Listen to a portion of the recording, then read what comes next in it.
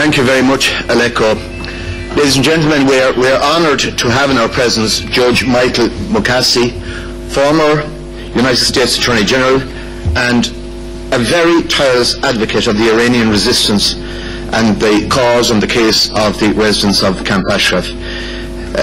Judge Moukasi, I would now invite you to address the meeting. Thank you. Under ordinary circumstances, it would be both an honor and a pleasure to be here, and it is certainly an honor to be here. But these are not ordinary circumstances. Do we have the political will to act? What is necessary is fairly clear. My own country's history here is something of which, up until today, I can't say that I'm terribly proud. In 2003, the United States led a coalition that went into Iraq. They confronted the residents of Ashraf, who voluntarily surrendered their weapons, and received in writing a guarantee from the United States General that they would be treated as protected persons under the Fourth Geneva Convention.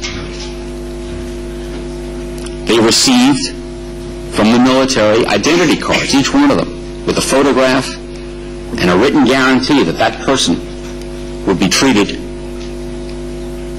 as a protected person under the Fourth Geneva Convention. They were interviewed by the FBI, whose former director is here and who will address you, who found that none of them, not one of the residents of that camp, posed a threat to the United States or to anyone else.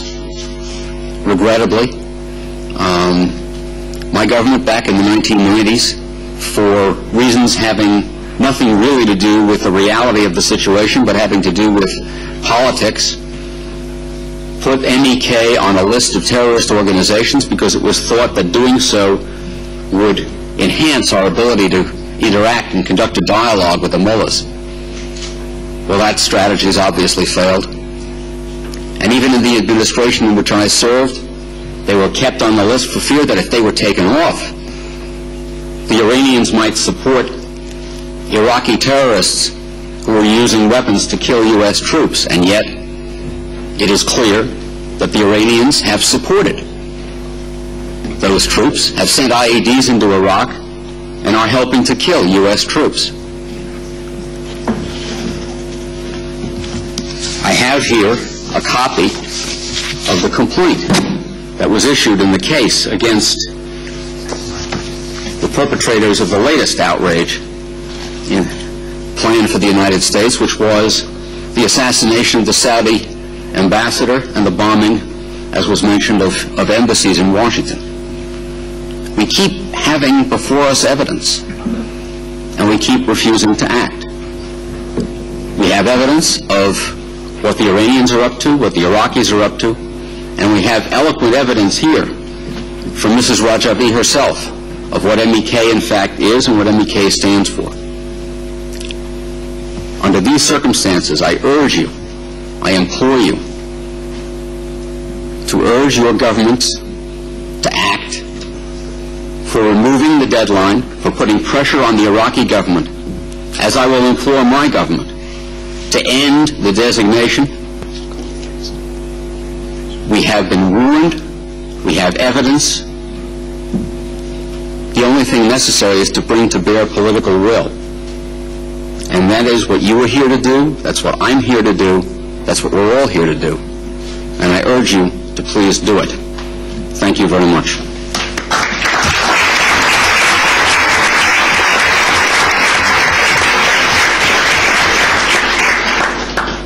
Thank you very much, Judge Moukasi. It now gives me great pleasure to pass the microphone to our MEP colleague from Denmark, Søren Søndergaard. Thank you very much, and thank you for hosting this very important event. You can say, despite of the terrible pictures we saw in the start of this this meeting, there is some positive developments. It is a positive development that UNHCR has been more involved in the case. It is a positive involvement that European Union has appointed a special envoy for this question. It is possible, positive developments. But as it has been stressed already, we are in a terrible hurry. Is to try to prolong the deadline, to make the deadline later by all the possibilities we have through national parliaments, European parliaments, international organizations, and so on. But we are in a hurry. And therefore, the task we have from here is very obvious. We know what we have to do tomorrow, not the day after tomorrow, perhaps not even tomorrow, but today, in order to solve this problem. I want to mention another thing which perhaps is not directly linked with this question, but anyway it is. And that's the question of the PMY being put on the terrorist list still in the United States. We know that the PMY has been on the terrorist list in the European Union. We know it was very difficult to get the PMY off the terrorist list. We fought that battle and we won that battle because in the end some very good judges in Britain had the opportunity to see all the document in the case. And as one of them concluded in public, it was a perverse decision to put the PMY on the terrorist list. The judge was asked, isn't it quite strange that a judge call a decision by the government for perverse? And the judge answered, yes, it is very seldom. But I have had the possibility to see all the documents, and therefore I think that this characterization is correct. But it was a hard battle, because, as we have heard, a lot of countries wanted to appease the Iranian regime. But it succeeded. And it was important that it succeeded. And I think that I speak for all the members of the European Parliament who have been involved in this when I say to our American friends that you have our full support in this struggle, the full support in order to win a victory here.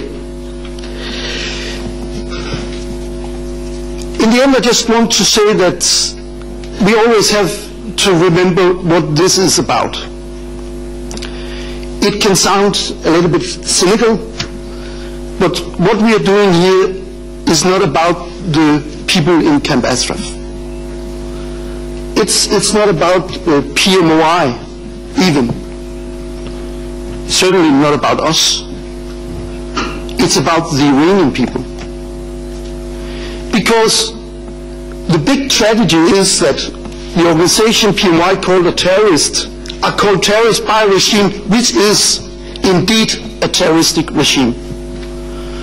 A regime suppressing its own population, suppressing women's rights, suppressing trade union rights, suppressing religious minorities, suppressing free speech, even killing its own people.